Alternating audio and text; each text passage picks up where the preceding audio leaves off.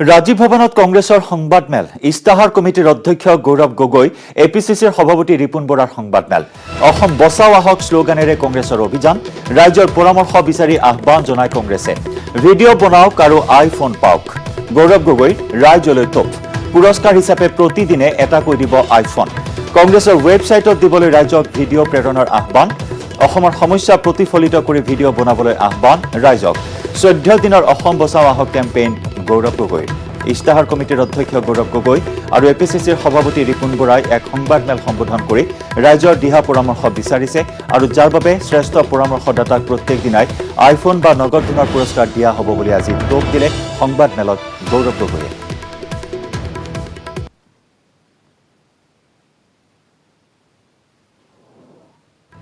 কংগ্ৰেছ দল এটা নতুন কেম্পেইন আৰম্ভ কৰিছে এই নতুন কেম্পেইন হ'ল অসম বচাও আহক য'ত অসমৰ মানুহখিনি য'তেই আছে তেওঁলোকে এটা 2 মিনিটৰ সেলফি ভিডিঅ' 2 মিনিটৰ এটা সেলফি ভিডিঅ' ছ'চিয়েল মিডিয়াত আপলোড কৰিম আৰু ছ'চিয়েল মিডিয়া আপলোড কৰাৰ পিছত হেশটেগ আসাম বচাও হেশটেগ লৈ তেওঁলোকে সেই লিংক আমাৰ assambachao.in ৱেবছাইট ওপৰত দিব পাৰে আৰু এই জৰিয়তে এটা আলোচনা আৰম্ভ হ'ব প্ৰত্যেক দিন আটাইতকৈ যে ভাল যে পাৰ্টিচিপেণ্ট তেওঁলোকক আমি এটা বঁটা প্ৰদান কৰিম কেতিয়াবা আইফোন হ'ব পাৰে যি আটাইতকৈ ভাল যে ভিডিঅ' বা আটাইতকৈ ভাল পৰামৰ্শ ওলাই আহে তাত এটা আইফোন দিয়া যাব কিছুমানে কেশ্ববেক দিয়া যাব এনেকুৱা এটা প্ৰক্ৰিয়া প্ৰায় 14 দিনৰ প্ৰক্ৰিয়া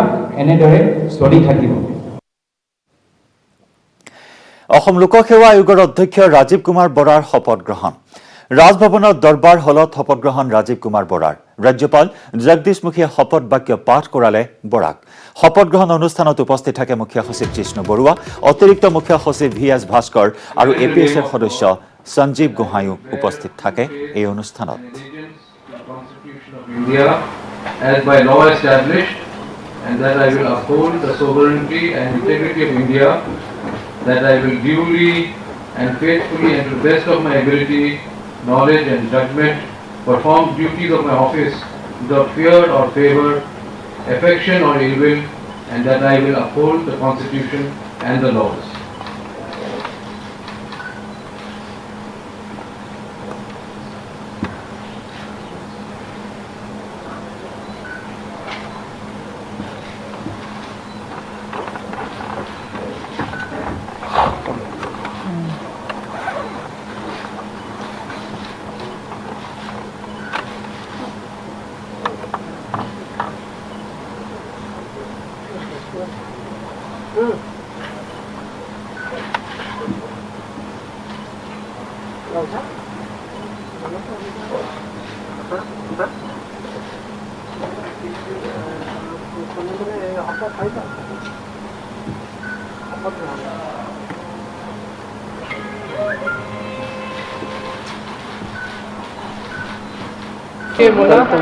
Thank you.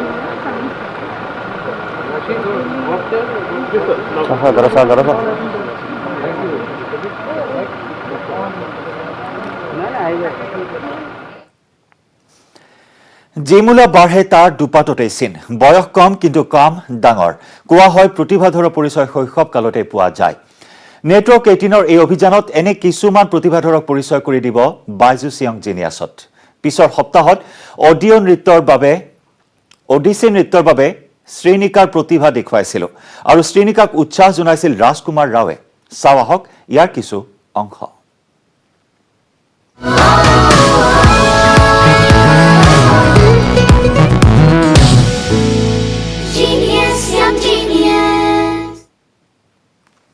হয় নেটৱৰ্ক 18ৰ এই অভিযানত আমি এনে কিছুমান প্ৰতিভাধৰক দেখুৱাই আহিছো বা আপোনাৰ সন্মুখত পৰিচয় কৰি দি আহিছো বাইজুছ য়ং জিনিয়াছৰ যোগেদি পিছৰ সপ্তাহত আমি জনাইছো যে অডিচি নৃত্যৰ বাবে শ্ৰীনিকাৰ প্ৰতিভা আমি দেখুৱাইছিলো আপোনালোকৰ সন্মুখত আৰু শ্ৰীনিকাক উৎসাহ যোগাইছিল ৰাজকুমাৰ ৰাৱে আমি পুনৰ আগবঢ়াইছো শ্ৰীনিকাৰ নৃত্যৰ কিছু দৃশ্য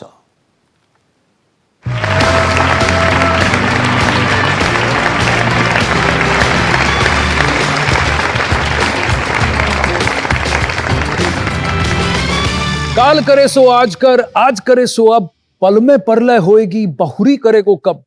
कबीर दास जी के इस दोहे को 100% सच साबित करते हैं हमारे यंग जीनियसेस। वो आने वाले कल का इंतजार ही नहीं करते।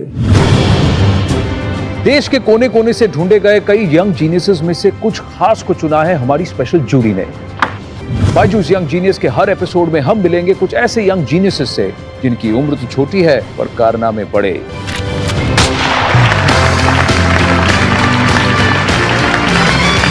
ओडिशा प्रतिभा अवार्ड से ये सम्मानित हैं the wonder kid of Odissi 10 साल की श्रीनिका पुरोहित फ्रॉम बेंगलुरु।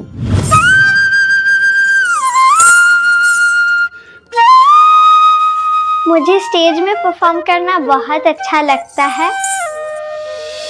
मेरा नाम श्रीनिका है, मैं 10 साल की हूँ। मैं एक ओडिसी क्लासिकल डांसर हूँ and I am from Bangalore. नमस्ते श्रीनिका। नमस्ते। How are you? I'm doing good. You do the elbow shake with me. Yeah, these are COVID hellos. आइए बैठिए। Hello, Shrenika. Hi. तो ये तो है 10 साल की श्रीनिका पुरोहित। आप जानती हैं ये कौन है?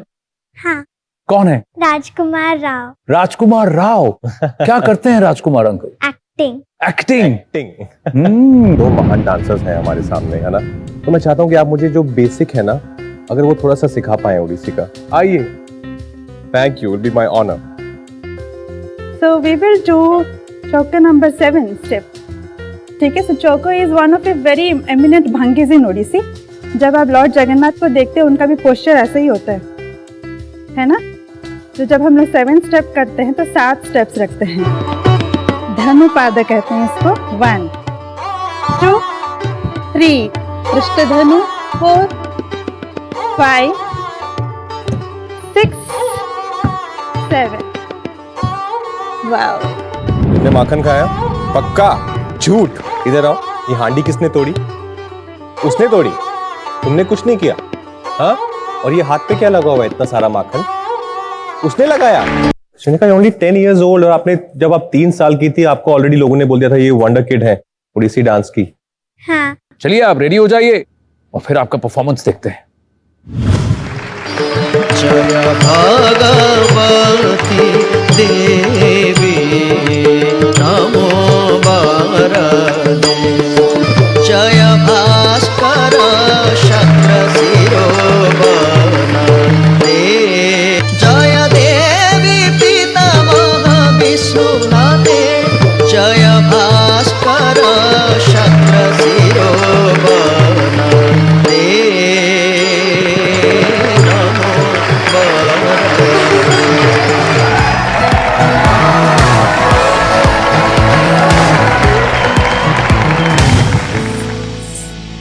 कितना एफर्टलेसली करती हैं आप, इसलिए आपके लिए भी कुछ स्पेशल है, द बायजूस ट्रॉफी। बहुत मजा आया आपसे बात करके।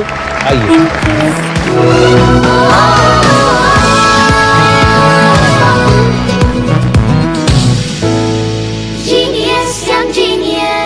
কাজিৰঙা ৰাষ্ট্ৰীয় উদ্যান তথা ব্যাঘ্ৰ প্ৰকল্প এলেকাত সম্পন্ন হল জলচৰ পক্ষীৰ গণনা।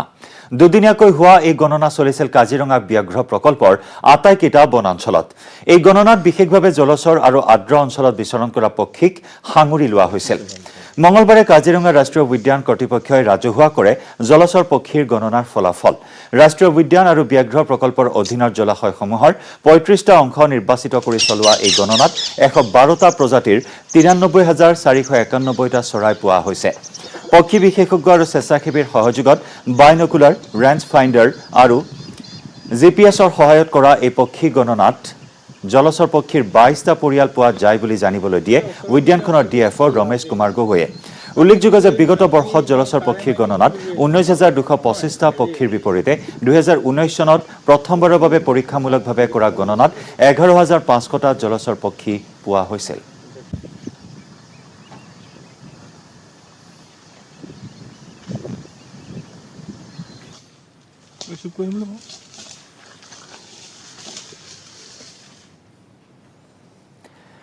মহানগৰীৰ পশ্চিম গুৱাহাটী সমষ্টিৰ আজাৰাত ৰাজ্যিক সভাপতি ৰঞ্জিত কুমাৰ দাসৰ নেতৃত্বত যোগদান অনুষ্ঠান।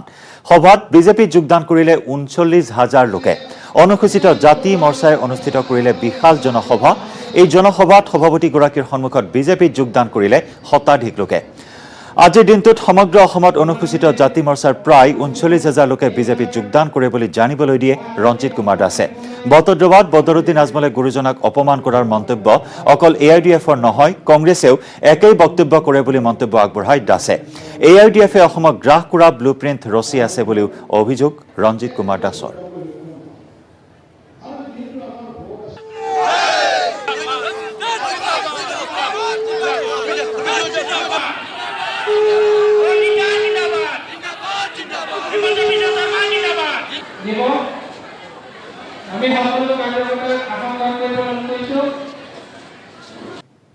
অকল শংকৰদেৱকে অসন্মান কৰা নহয়, এনেকুৱা ৰাজনৈতিক আগ্ৰাসন কৰিলে তেওঁলোকে যে যি সময়ত আজি পশ্চিম অসমত ৰাজা নৰনাৰায়ণ চিলাৰায় দপদপনি আছিলে, আজি অসমীয়া মানুহৰ হাতৰ পৰা খিলঞ্জীয়াসকলৰ হাতৰ পৰা ধুবুৰী অঞ্চলৰ গোৱালপাৰা অঞ্চলৰ যি আমাৰ ভাটিয়াসকল আছে, দেশী মানুহ আছে, তেওঁলোকৰ পৰা ৰাজনৈতিক অধিকাৰ চিৰদিনৰ কাৰণে মানে কাঢ়ি লৈ গ'ল। গতিকে এই অধিকাৰ কাঢ়ি লৈ গৈ আছে মানে কি অপমান কৰাটোতো কৰিব, কাৰণ কিয় ৰাজনৈতিক অধিকাৰে আমাৰ হাতত নাই। গতিকে দিনক দিনে ইয়াতকৈ ভয়ংকৰ ঘটনা তেওঁলোকে কৰিব। তেওঁলোকৰ যিটো ব্লু প্ৰিণ্ট, অসমক গ্ৰাস কৰাৰ যিটো ব্লু প্ৰিণ্ট, সেই ব্লু প্ৰিণ্টৰ পিনে গৈ আছে। UDFৰ বদৰুদ্দিনৰ যি বক্তব্য, একে বক্তব্য থাকে কংগ্ৰেছৰ বক্তব্য। গতিকে তাৰ কাৰণে দোষী অকল বদৰুদ্দিনে নহয়, বদৰুদ্দিনক যোনে সুযোগ দিলে সেই কংগ্ৰেছ। বিজেপিৰ মিছন 100+ লক্ষ্যৰে ইতিমধ্যে ৰাজ্যত নিৰ্বাচনী কুচকাৱাজত নামি পৰিছে ভাৰতীয় জনতা পাৰ্টি। মঙলবাৰে ধেমাজি বিধানসভা সমষ্টিত বিজেপি দলৰ প্ৰাৰ্থিত্ব প্ৰত্যাশী তথা RSSৰ নেতা বিনোদ পেগুৰ উদ্যোগত সহস্ৰাধিক কৰ্মীক লৈ বাইক ৰেলী প্ৰদৰ্শন কৰা হয়। বাইক ৰেলীৰে শক্তি প্ৰদৰ্শন কৰে। বৰদলনি ব্লকৰ 9খন পঞ্চায়তত বাইক লৈ সজাগতা সমদল বাহিৰ কৰিলে দলীয় কৰ্মীক লগত লৈ। এক প্ৰকাৰ শাসকীয় দলৰ বৰ্তমানৰ বিধায়ক ডাক্তৰ ৰণোজ পেগুৰ পৰৱৰ্তী টিকটৰ বাবে প্ৰত্যাহ্বান হৈ ৰব বিনোদ পেগু। এইবাৰ ধেমাজিত ডাক্তৰ ৰণোজ পেগুৰ ঠাইত যুৱ নেতা বিনোদ পেগুক টিকট দিবলৈ আহ্বান এই সমদলৰ জৰিয়তে বিজেপি কৰ্মী।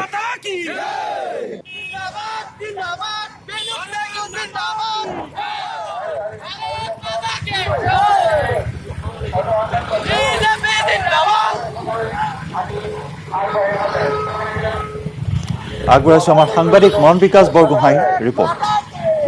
হয়, মাজত মাত্ৰ কেইটামান দিন আৰু কেইটামান দিনৰ পিছতে ঘোষণা হ'ব অসমৰ আগন্তুক বিধানসভা নিৰ্বাচনৰ দিন। ৰাষ্ট্ৰীয় নিৰ্বাচনী আয়োগে ভাৰতবৰ্ষৰ অন্যান্য ৰাজ্যৰ সমান্তৰালকৈ ধেমাজিটো আৰম্ভ বা অসমতো যিহেতু বিধানসভা নিৰ্বাচনৰ দিন ঘোষণা কৰিব, তাৰ প্ৰাক্ষণত কিন্তু শাসক বিৰোধী উভয় পক্ষৰ লোকসকল নামি পৰিছে তেতিয়া ব্যাপক সাংগঠনিক তৎপৰতাত। আৰু প্ৰাৰ্থিত্ব প্ৰত্যাশী যিসকল লোক, সেই প্ৰাৰ্থিত্ব প্ৰত্যাশী সেইসকল লোকে কিন্তু এতিয়া নিজৰ সমৰ্থনত, আচলতে তেখেতৰ সমৰ্থকসকলে এতিয়া তেখেতলোকক প্ৰাৰ্থিত্ব প্ৰত্যাশী সমৰ্থকসকলে পোনে পোনে যাব বিচাৰিম, যিহেতু তেওঁলোকে ইয়াৰ পৰা বাইক সমদল কৰিব। যিহেতু পোনপ্ৰথমে আপোনাৰ পৰা জানিব বিচাৰিছোঁ যে আপুনি আপোনাক বিজেপিয়ে কিয় প্ৰাৰ্থিত্ব দিব লাগে আৰু আপুনি কিমান বছৰ ধৰি বিজেপি দলটোৰ পৰা কাম কৰিছে? মই ইয়াৰ আগতে অন্য এটা সংগঠনত কাম কৰিছিলোঁ, ৰাষ্ট্ৰীয় স্বয়ংসেৱক সংঘত, আৰু এবছৰ ধৰি জন্মলগ্নৰ পৰাই ভাৰতীয় জনতা পাৰ্টীক ভাল পাওঁ। আৰু মই ৰাজ্যিক কিষাণ মৰ্চাৰ দায়িত্ব বৰ্তমান আছে, ষ্টেট এক্সিকিউটিভৰ দায়িত্ব আছে আৰু লখিমপুৰ জিলাৰ প্ৰাবাৰীৰ দায়িত্ব আছে। তো যুৱ প্ৰজন্মক নেতৃত্ব দিয়া আমাৰ ধেমাজিবাসীয়ে বিচাৰিছে, ৰাইজে বিচাৰিছে আৰু টিকেট বহুতেই বিচাৰিছে, ময়ো তাৰে এজন। আৰু ইয়াত আজি যি ৰেলীৰ উদ্দেশ্য আছে, এই উদ্দেশ্যটো হ'ল ভাৰতীয় জনতা পাৰ্টীক অধিক শক্তিশালী কৰিবৰ কাৰণে এই ৰেলীটো উলিওৱা হৈছে। যিহেতু আমাৰ আগন্তুক দিনত আমাৰ চৰকাৰ হ'ব আৰু হ'বলৈ গৈ আছে, তাৰে অলপ কুচকাৱাজ আমি আৰম্ভ কৰিছোঁ। আৰু গাঁৱে ভূঞে ৩৭টা পঞ্চায়তত গৈ পিনি মই গম পালোঁ যে সঁচাকৈ নেতৃত্বৰ পৰিৱৰ্তন ধেমাজি মানুহে আজিৰ দিনত বিচাৰি আছে। যিহেতু আমাৰ ৰণোজ ছাৰে আমাক বিজেপি আৰু গণশক্তিৰ মাজত বিবাদ কৰি পিনি আমাক টিকেট মানে আমি প্ৰতাৰিত কৰি পেলালে আমাক নাৰবাৰে। এইকাৰণ কেইবাটাও পঞ্চায়তত বিজেপি আমি টিকেট নাপালোঁ, টিকেট শ্বেয়াৰ নাপালোঁ। এইটোৰ কাৰণে আমি ৰাইজৰ হকে যিজন ব্যক্তিয়ে সমভাৱে সমচকুৰে সমদৃষ্টিৰে চোৱা এজন ব্যক্তিক আমাক ইয়াত টিকেট প্ৰদান কৰি দিব বুলি আমাৰ হাইকমাণ্ডলৈ আমাৰ বিশেষ আহ্বান জনাইছো। হয়, ইতিমধ্যে যেহেতু কৈছে যে হাইকমাণ্ডলৈ এই সকলো লোকে কৈছে যে ভাৰতীয় জনতা পাৰ্টি বৰ্তমান যিগৰাকী বিধায়কগৰাকীয়ে যিহেতু আচলতে ভাৰত গণশক্তি দল আৰু বিজেপিৰ মাজতে যি কৰ্মকৰ্তাৰ মাজত আচলতে পাৰ্থক্য তেওঁলোকে কৰিমগঞ্জৰ পথাৰকান্দিত ভয়াবহ পথ দুৰ্ঘটনা। এখন চিমেণ্ট পৰিবাহী ট্ৰাক দুৰ্ঘটনাগ্ৰস্ত হৈ মৃত্যু হয় 3জন লোকৰ। পথাৰকান্দিৰ বাইপাছত সংঘটিত হয় এই শোকাবহ দুৰ্ঘটনা। পথাৰকান্দিৰ বাইপাছৰ এটা কালভাৰ্টত খুন্দা মাৰে তীব্ৰবেগী ট্ৰাকখনে। দুৰ্ঘটনাত থিতাতে নিহত হয় 3জন লোক। ভয়াবহ দুৰ্ঘটনাত বাহনখন সম্পূৰ্ণৰূপে চূৰ্ণ বিচূৰ্ণ হৈ পৰে। কৰিমগঞ্জ SDRF আৰু পথাৰকান্দি আৰক্ষীয়ে উদ্ধাৰ কৰে মৃতদেহ 3টা। JCBৰ সহায়ত উদ্ধাৰ কৰা হয় মৃতদেহ কেইটা। নিহত 3জনৰ পৰিচয় এই মুহূৰ্তলৈকে জানিব পৰা হোৱা নাই।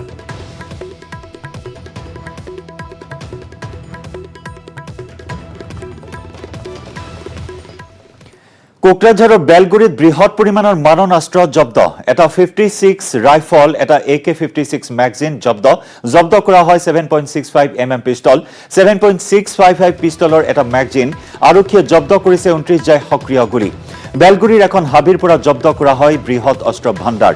এই ঘটনা সন্দৰ্ভত আৰক্ষীৰ অভিযান অব্যাহত।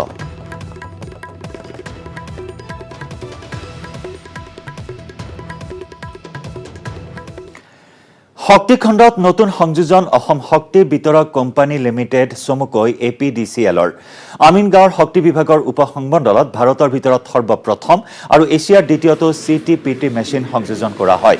ব্যয়বহুল আৰু অত্যাধুনিক পৰীক্ষাগাৰেৰে শক্তিখণ্ডক আধুনিকীকৰণৰ নৱতম প্ৰয়াস শক্তি বিভাগৰ।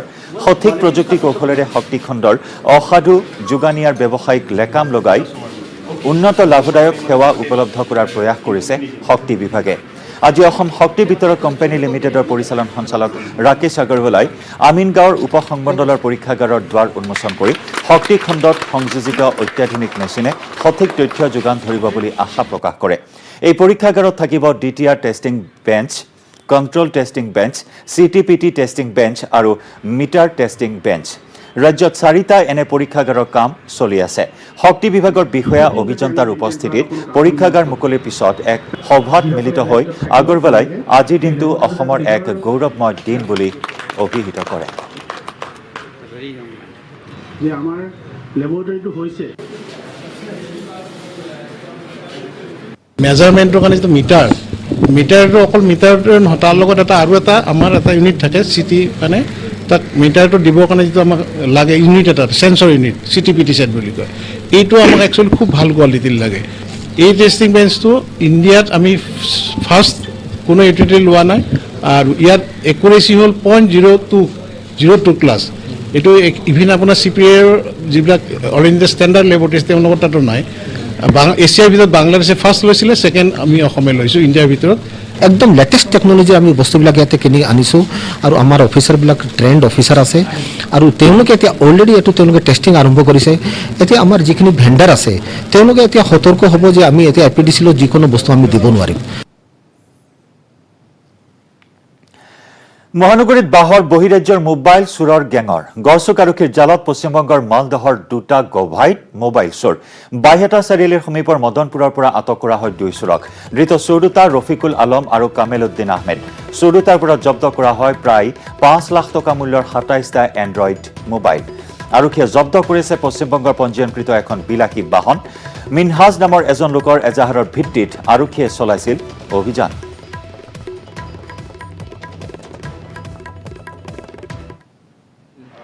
এই মালদাৰ ল'ৰা ৰফিকুল আলম আৰু আছিল আপোনাৰ কামাল উদ্দিন আহমেদ, তেওঁলোকে আমাৰ এই গুৱাহাটী এৰিয়াৰ পৰা বহুত মোবাইল চুৰি কৰি কিনিছিল। সেইখিনি বস্তু গুপ্ত চুৰ লগাই। ইয়াৰে সৈতে সময় হ'ল বিয়লি হেডলাইন্সৰ পৰা বিদায় লোৱাৰ।